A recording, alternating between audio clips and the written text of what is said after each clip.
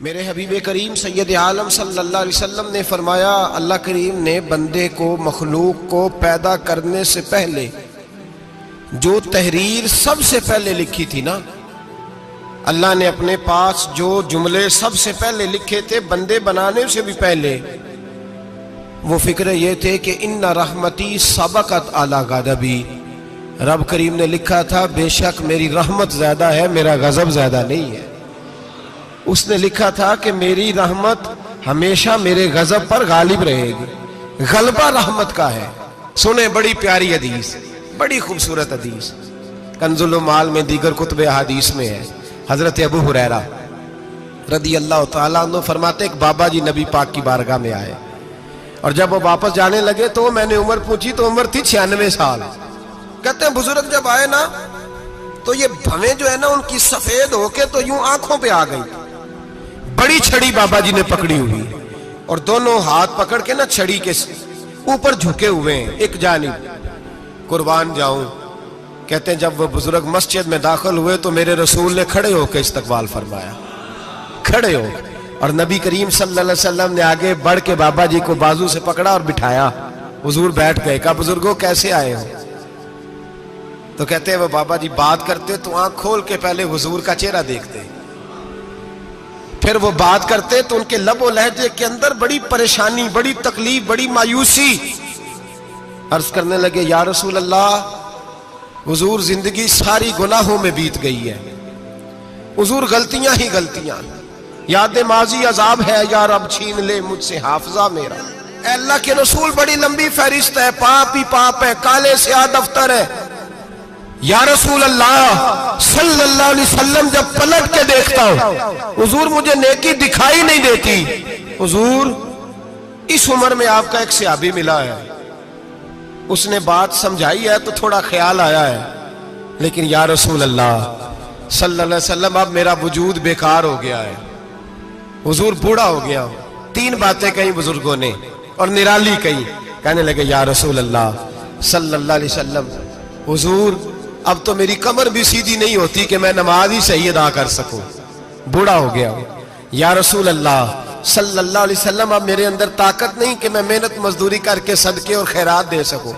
یا رسول اللہ صلی اللہ علیہ وسلم اب میں تلوار لے کے جہاد بھی نہیں کر سکتا، حضور نہ میں لمبی نمازیں پڑھ سکتا ہوں، آقا نہ میں صدقات و خیرات دے سکتا ہوں، محبوبہ نہ میں دین کے لیے کوئی جہاد کر سکتا ہوں، بیکار وجود ہے، بیکار۔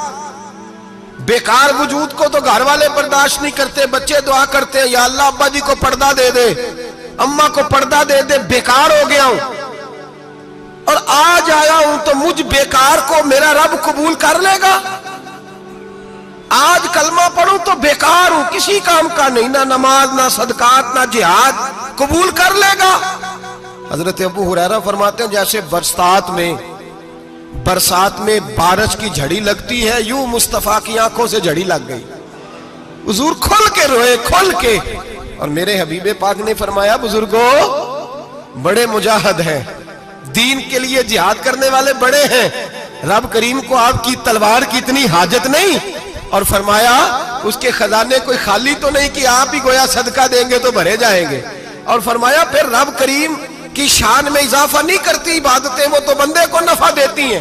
میں بزرگوں نہ آپ جہاد کریں نہ آپ صدقات دیں، لا لمبی نمازیں پڑھیں، آپ صدق دل سے آ جائیں، اللہ کے رسول کا وعدہ ہے رب آپ کو بغیر حساب کتاب جنت عطا فرما دے گا۔ آنا تو شرط ہے کہ نہیں؟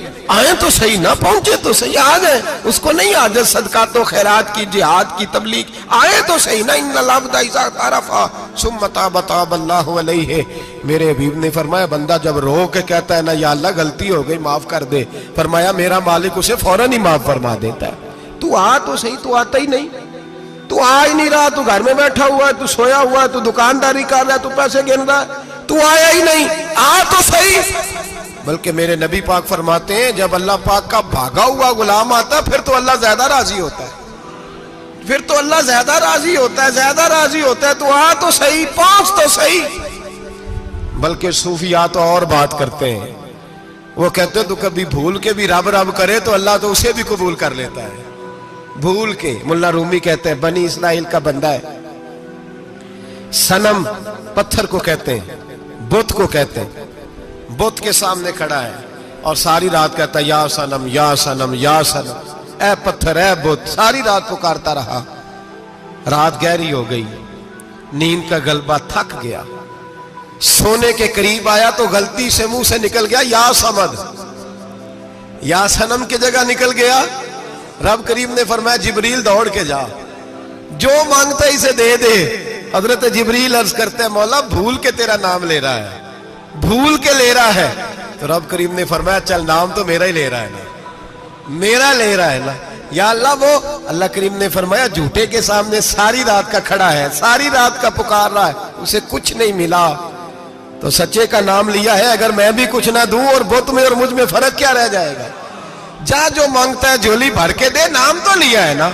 ओ भाई तू बहाना तो बनाना, ओ आ तो सही ना, तू यहाँ आ जा, पहुंच जा, आ जा, बस बैठ जा, उसकी बारगाह नाज में हाजिर तो हो ना। तुझे फुर्सत ही नहीं, तू यारों के लिए टाइम निकालता है, बाजारों के लिए टाइम निकालता है, गलियों के लिए टाइम निकालता है, चौकों चौराहों के लिए टाइम निकालता है, हफ्ते में एक दिन होटलिंग के लिए भी जाता है, लेकिन कभी छुप के दो नफलों की तुझे तौफीक नहीं होती। और मैं कई दफा कह चुका हूं, जिस बंदे को बगैर इबादत के रिज़्क ज्यादा मिलने लग जाए उस पर आजमाइश होती है रब करीम की।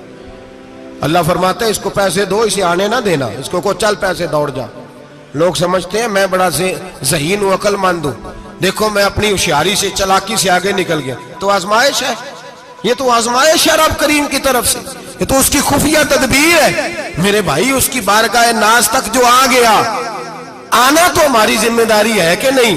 फिर उसकी रहमत आगे बढ़ के इस्तकबाल कर लेती है, फिर अल्लाह का फजल उसको थाम लेता है उस बंदे को। और खुदा की रहमत कितनी ज्यादा है। मेरे हबीब करीम सैयद आलम सल्लल्लाहु अलैहि वसल्लम ने फरमाया अल्लाह ने अपनी रहमत के 100 हिस्से किए। कितने? हुजूर फरमाते हैं एक हिस्सा अल्लाह ने दुनिया में नाज़िल किया है। कितना? एक हिस्सा। फरमाया ये जो माँ बेटे से प्यार करती है, बाप बेटे के लिए मजदूरी करता है, जो बहन भाई के लिए रोती है, ये जो बीवी शौहर के लिए दुआ मांगती है, ये जो बच्चे माँ बाप से प्यार करते हैं, फरमाया ये उस एक रहमत का नतीजा है, एक रहमत का नतीजा। तो सहाबा कहने लगे या रसूलल्लाह वो 99 किधर है? नबी पाक ने फरमाया रब करीम ने संभाली हुई है, कयामत के दिन तुम्हें अता फरमाएगा। अभी तो एक नाज़िल की है, अभी अल्लाह ने। हजरत यूसुफ अलैहिस्सलाम के जमाने में कहत हो गया, तो जनाब यूसुफ अलैहिस्सलाम ने, चूंकि आप अल्लाह के नबी से पहले से जान गए, कहत होगा, तो हजरत यूसुफ ने गंदम पहले स्टॉक कर ली थी बहुत ज्यादा। बाकी इलाकों में जब कहत पड़ा ना, अब सब लोगों ने मिस्र की तरफ रुझान किया गंदम लेने के लिए। तो हजरत यूसुफ अलैहिस्सलाम ने ना शहर के दरवाजे पर बंदे खड़े कर दिए। फरमाया जो बंदा आए ना उससे 2 सवाल पूछना। जो आएंगे लोग गंदम खरीदने, जो आए 2 सवाल पूछना। एक पूछना कहां से आया है, और एक पूछना लेके क्या आया है। एक पूछना, समझ आ रही है बात की, और दूसरा पूछना कि लेके सोना लेके आया है, चांदी गंदम खरीदनी है तो क्या चीज लेके आया है, कि नगद पैसे लाया है, ये पूछ लेना। जो आए 2 बातें पूछना। एक पूछना कहां से आया है, और दूसरा पूछना क्या।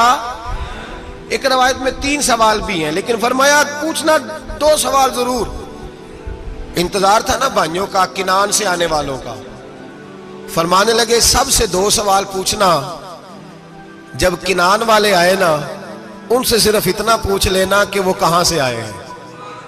अगर पूछे ना किनान से आए हैं, तो फिर ये ना पूछना क्या लेके आए हैं, फिर मैं जेबे खुद टटोल लूंगा वो क्या लेके आए। बाकियों से 2 सवाल। जब मेरे भाई आए ना, भाई भाइयां दे वैरी हुंदे ते भाई भाइयां दियां बावां। जब मेरे भाई आए तो उनसे ये नहीं पूछना कि वो क्या, बस ये पूछना कि कहां से। इतनी बात पूछना, बाकी मैं पूछ लूंगा। आप फरमाने लगे रब भी फरिश्तों से कहता है तुम कब्र में ना मेरे बंदों से ज्यादा सवाल ना करना, बस ये पूछ लेना मुझे मानते हैं, मेरे नबी को मानते हैं। कब्र में तुम इतने सवाल पूछ लेना, बाकी लेके क्या है वो मैं खुद ही पूछ लूंगा। फरिश्तों के सामने रब करीम अपने बंदे को बेआबरू करना, बस तू ये बता दे अल्लाह रसूल को मानता है कि नहीं। बाकी जो तेरा हिसाब किताब है ना, अल्लाह फरमाते हैं मैं क़यामत में कर लूंगा, मैं पूछ लूंगा इसका क्या इलाज करना है। बस तुम इतना बता दो मुझे मानते हो, मेरे रसूल को, मेरे भाई, मेरे नबी करीम। علیہ السلام فرماتے ہیں جو بندہ توبہ کرنے والا تھا، اللہ کی بارگاہ میں آنے والا تھا، بار بار توبہ کرتا تھا، احساس رہتا تھا، اسے احساس تھا، آیا کرتا تھا، پھر بھی غلطیاں ہو گئی، قیامت کے دن رب کریم اپنے فضل کی چادر اس پہ ڈالے گا، فضل کی چادر ڈالے گا، اور رب کریم اس سے پوچھے گا یہ گناہ کیا تھا؟ اور نبی پاک فرماتے ہیں اس نے بڑے بھی گناہ کیے، اللہ چھوٹے چھوٹے گناہوں کے بارے میں پوچھے گا، یہ غلطی کی تھی، یہ گناہ، بندہ ڈر رہا ہے، وہ کہہ رہا ہے پتہ نہیں سزا کیا ملے گی، چونکہ دنیا میں بھی ڈرتا رہا، یہاں بھی ڈر رہا ہے، شرط یہ ہے کہ احساس والا ہو، آتا رہو، پھر بھی غلطیاں ہو گئی، خیال کرتا تھا، محنت کرتا تھا، نیک ہونے کی جدوجہد کرتا تھا، کوتاہیاں رہ گئی، یہ گناہ کیا تھا یا اللہ بھول گیا تھا، یہ گناہ کیا اللہ مجھ سے غلطی ہو گئی، یہاں بھی کیا تھا یا اللہ غلطی ہو گئی۔ نبی پاک صلی اللہ علیہ وسلم فرماتے ہیں چھوٹے چھوٹے گناہ اللہ دکھا رہا ہے اور اسے کہہ رہا ہے یہ کیا تھا، مانتا جا رہا ہے۔ رب کریم فرماتا ہے پتہ ہے میں تیرے ساتھ کیا کرنے والا ہوں؟ ٹانگیں کانپ گئی، یا اللہ پتہ نہیں، فرمایا میں تجھے ان گناہوں کے بدلے نیکیاں دینے لگا ہوں، ان گناہوں کے بدلے نیکیاں۔ نبی پاک فرماتا ہے فٹافٹ ہی بول پڑا، کہنے لگا یا اللہ میں نے تو بڑے بڑے گناہ بھی کیے، اگر تو نے گناہوں کے بدلے نیکیاں دے دیا تو میرے تو بڑے بڑے پاپ بھی ہیں، وہ دوسرے کدھر ہیں؟ میرے حبیب کریم علیہ الصلوۃ والسلام فرماتے ہیں رب مسکرائے گا جو رب کی شان کے لائق ہے، اللہ فرمائے گا تیرے دل میں احساس تھا، تو آیا کرتا تھا، تو توبہ کرتا تھا، تو میری بارگاہ ناز میں آتا تھا، پتہ تیرے اوپر چادر کیوں ڈالی ہے؟ یا اللہ نہیں، فرمایا میں تجھے اپنی رحمت کی چادر میں چھپا کے جنت میں داخل کرنا چاہتا ہوں۔ میرے بھائی تو آ تو صحیح، تو پہنچ تو صحیح۔ میرے نبی کریم علیہ الصلوۃ والسلام نے ایک دن صحابہ سے پوچھا ایک بات تو بتاؤ، بخاری مسلم کی حدیث ہے، یا رسول اللہ پوچھئے۔